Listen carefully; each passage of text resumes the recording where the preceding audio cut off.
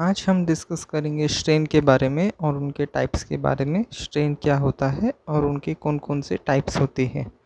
Suppose आप consider करिए एक बॉडी है या फिर एक बार है, कोई मटेरियल है, उसके ऊपर फोर्स एक्ट कर रहे हैं। अब इनके वजह से इस बॉडी में कुछ डायमेंशनल चेंजेस आएंगे। सपोज़ लेंथ इंक्रीज़ हो रहा है या फिर विड्थ डिक्रीज़ हो रहा है, या फिर लेंथ डिक्रीज़ हो रहा है या फिर विड्थ इंक्रीज़ हो रहा है। इस चेंज को हम स्ट्रेन कहते हैं। स्ट्रेन का बेसिक मतलब है change due to action of force, change from initial stage to change in final stage. यानी स्ट्रेन का फॉर्मूला है change in dimension upon original dimension. Suppose इसका ओरिजिनल लेंथ 5 mm था और फोर्स के कारण ये 1 mm इलोंगेट हो गया है। तो फिर अगर हम चेंज इन डायमेंशन यानी जो इलोंगेट हुआ है कितना 1 mm हुआ है, तो फिर 1 mm upon original length that is 5 mm। इससे हम स्ट्रेन ऐसे निकाल सकते हैं। अब स्ट्रेन के बेसिक टाइप्स कितने रहते हैं, बेसिकली हम देखने गए तो स्ट्रेन पहला है टेंसाइल स्ट्रेन, फिर है कॉम्प्रेसिव स्ट्रेन, फिर है शियर स्ट्रेन, फिर है वॉल्यूमेट्रिक स्ट्रेन, फिर है इलास्टिक स्ट्रेन और लास्ट है प्लास्टिक स्ट्रेन। अब हम इनको देखते हैं, डिटेल में देखते हैं।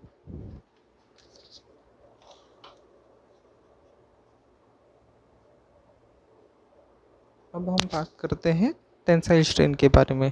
सपोज़ आप कंसीडर करिए किसी एक बार को, मेटल बार या फिर कोई भी मटेरियल जिस पे टेंसाइल फोर्सेस एक्ट कर रहे हैं या फिर equal and opposite forces act कर रहे हैं।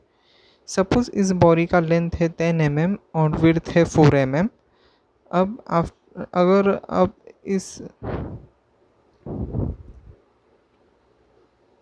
Due to action of force जो इसका लेंथ है वो इलोंगेट होता है 3 mm से, यानी जो फाइनल लेंथ है वो 13 mm होता है, और इसका विड्थ है वो डिक्रीज़ होता है 1 mm से, यानी जो फाइनल विड्थ है 3 mm होता है। यानी इसका ओरिजिनल लेंथ तो जो था वो 10 mm था, लेकिन अब जो फाइनल लेंथ है वो 13 mm है, और इसका विड्थ जो 4 mm था अब वो घट के 3 mm हुआ है।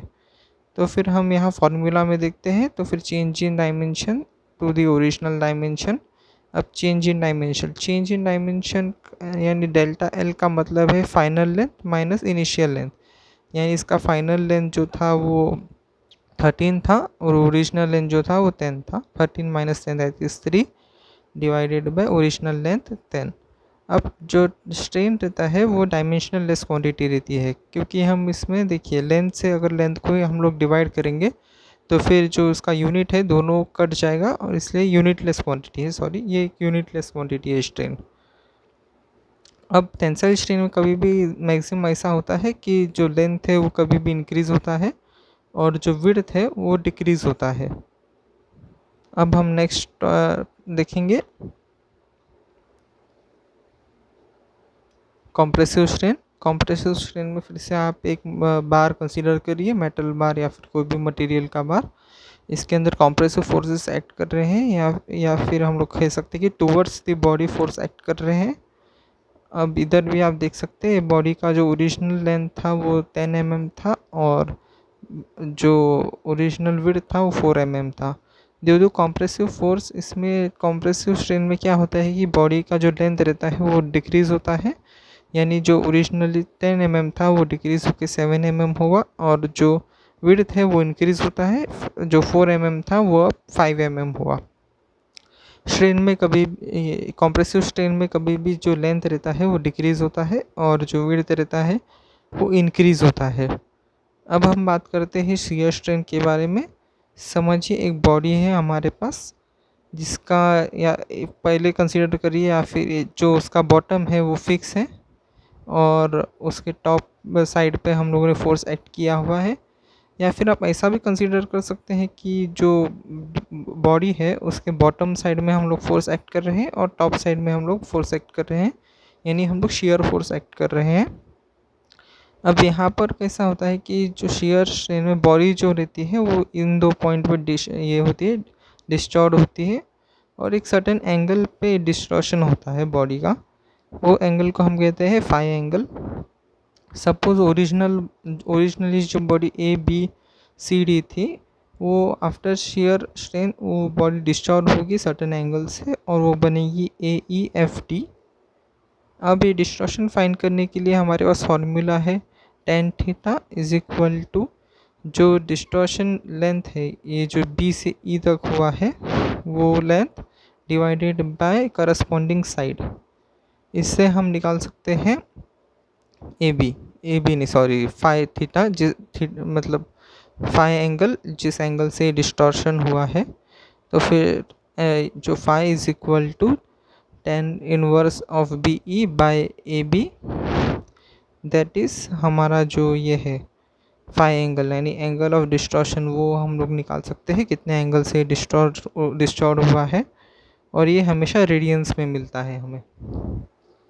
नेक्स्ट हम लोग देखते हैं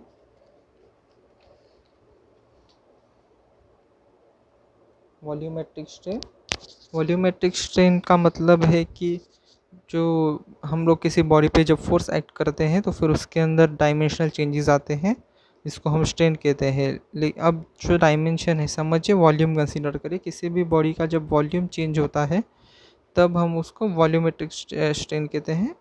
वो हम लोग change in volume upon original volume यानी जो इनिशियल वॉल्यूम था और फाइनल वॉल्यूम है उन दोनों का डिफरेंस अपन ओरिजिनल वॉल्यूम, इससे हम लोग वॉल्यूमेट्रिक स्ट्रेन फाइंड कर सकते हैं।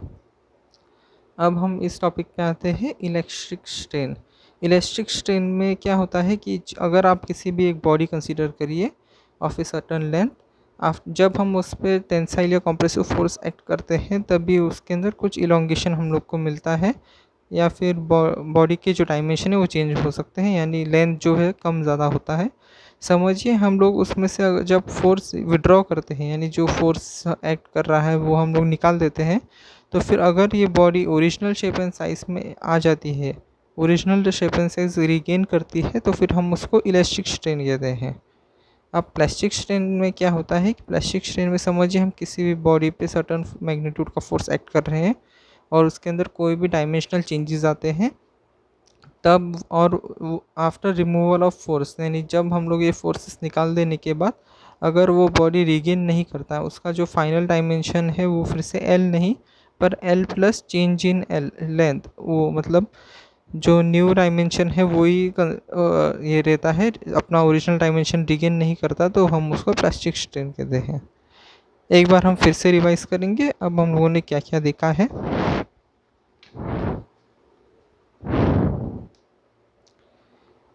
अब हम लोग बात करते फिर से स्ट्रेन क्या था। स्ट्रेन यानी जब किसी भी बॉडी पे हम फोर्स अप्लाई करते हैं और उसके वजह से उसमें डायमेंशनल चेंजेस आते हैं तो हम उसको स्ट्रेन कहते हैं। स्ट्रेन का बेसिक फार्मूला है फाइंड करने के लिए ई से हम लोग उसे डिनोट करते हैं यानी उसका फार्मूला है change in dimension upon original dimension. अब टाइप्स ऑफ स्ट्रेन क्या क्या हम लोगों ने देखा था, अभी टेंसाइल स्ट्रेन देखा था, कॉम्प्रेसिव स्ट्रेन देखा था, शियर स्ट्रेन देखा था, वॉल्यूमेट्रिक स्ट्रेन देखा था, फिर इलास्टिक स्ट्रेन देखा था और प्लास्टिक स्ट्रेन देखा था। फिर टेंसाइल स्ट्रेन की बात करते हैं। टेंसाइल स्ट्रेन यानी कोई भी स्ट्रेन जब हम किसी भी बॉडी पे फोर्स एक्ट करते हैं इक्वल एंड अपोजिट फोर्स मतलब away from the body force apply करते हैं और उसके अंदर कोई भी डिफॉर्मेशन आता है लेंथ विड्थ या फिर किसी भी डायमेंशन में, तो हम उसको वॉल्यूमेट्रिक स्ट्रेन नहीं सॉरी टेंसाइल स्ट्रेन कहते हैं। यहाँ हम देख सकते हैं उसको कैलकुलेट करने का formula change in dimension upon original dimension. अब हम लोग यहाँ पर लेंथ देख रहे हैं तो फिर change in length upon original length, तो फिर इसका जो चेंज इन लेंथ यानी जो डेल्टा एल है उसका फार्मूला रहता है final length minus initial length. यानी इसमें अगर आप देख सकते हैं कि 10 जो था वो ओरिजिनल लेंथ था, 13 जो था फाइनल लेंथ था, तो फिर लेंथ में चेंज 3 mm का आया है और ओरिजिनल लेंथ जो था वो 10 mm का था। अब जब हम लोग इसको लेंथ में फाइंड करते हैं तो ये पॉजिटिव में आएगा स्ट्रेन क्योंकि इसमें लेंथ इंक्रीज़ होता है कभी भी टेंसाइल स्ट्रेन में, और जब हम लोग इसका विड्थ को कंसीडर करेंगे क्योंकि विड्थ टेंसाइल स्ट्रेन में कभी भी डिक्रीज़ होता है तो फिर हम लोग को नेगेटिव में वैल्यू मिलेगी। अब हम बात करते हैं कॉम्प्रेसिव स्ट्रेन में। कॉम्प्रेसिव स्ट्रेन में हम लोग किसी भी बॉडी पे जब टूवर्ड्स से बॉडी फोर्स एक्ट होता है यानी कॉम्प्रेसिव फोर्स एक्ट करता है तब हम उसको कॉम्प्रेसिव स्ट्रेन बोलते हैं। कॉम्प्रेसिव स्ट्रेन में कभी भी जो लेंथ रहता है वो डिक्रीज़ होता है और विड्थ जो रहता है वो इंक्रीज़ होता है। इसमें जो कॉम्प्रेसिव स्ट्रेन है इसके अंदर हम लोग को जो स्ट्रेन है अगर हम विद रिस्पेक्ट टू लेंथ निकालें तो हमको नेगेटिव में आंसर आता है, और अगर हम विद रिस्पेक्ट टू विड्थ निकालें तो हमको पॉजिटिव में आंसर आता है। अब हम शेयर स्ट्रेन की बात करते हैं। शेयर स्ट्रेन में जब हम शेयर फोर्स एक्ट करते हैं किसी भी बॉडी पे, तो बॉडी जो है वो डिस्टॉर्ट होता है इन पॉइंट्स पे और एक सर्टेन एंगल में डिस्टॉर्ट होता है। तो फिर हम वो एंगल फाइंड कर सकते हैं tan theta B E upon A B. B E यानी क्या, जो जिस तरफ से ये डिस्टॉर्ट हुआ है, यानी जो ओरिजिनल पॉइंट था बी, इधर से डिस्टॉर्ट होके जो ये शिफ्ट हुआ है ई तक, वो बी ई जो लेंथ है वो, और जो ए बी है जो उसका ओरिजिनल लेंथ था करस्पॉन्डिंग साइड का, वो उससे हम लोग phi is equal to tan alpha sorry phi is equal to tan inverse B E upon A B से हम लोग उससे फाइंड कर सकते हैं, और ये वैल्यू रेडियंस में हम लोग को मिलेगी। फिर हम देखते हैं वॉल्यूमेट्रिक स्ट्रेन के बारे में। वॉल्यूमेट्रिक स्ट्रेन यानी जब हम किसी भी बॉडी पे फोर्सेस एक्ट करते हैं और उसके अंदर डायमेंशनल चेंजेस आते हैं, तो उसका अगर हम वॉल्यूम कंसीडर करें तो फिर उससे हम वॉल्यूमेट्रिक स्ट्रेन निकाल सकते हैं। कितना वॉल्यूम में चेंज आया है अपॉन ओरिजिनल वॉल्यूम क्या था उसका, इससे हम लोग वॉल्यूमेट्रिक स्ट्रेन निकाल सकते हैं। अब हम बात करते हैं इलेक्ट्रिक स्ट्रेन के बारे में। इलेक्ट्रिक स्ट्रेन का मतलब है जब किसी भी बॉडी पे फोर्स एक्ट करता है तो उसके अंदर कुछ चेंजेस आते हैं, डायमेंशनल चेंजेस। जब हम लोग वो फोर्स विड्रॉ करते हैं या फिर निकाल देते हैं, तब वो अगर बॉडी अगर अपना original shape and size gain करता है तो हम उसको इलास्टिक स्ट्रेन कहते हैं। अगर वो बॉडी नहीं गेन करता ओरिजिनल शेप एंड साइज़ और जो फाइनल स्टेट में है उसी स्टेट में बना रहता है, तो हम उसको प्लास्टिक स्ट्रेन कहते हैं। Thank you.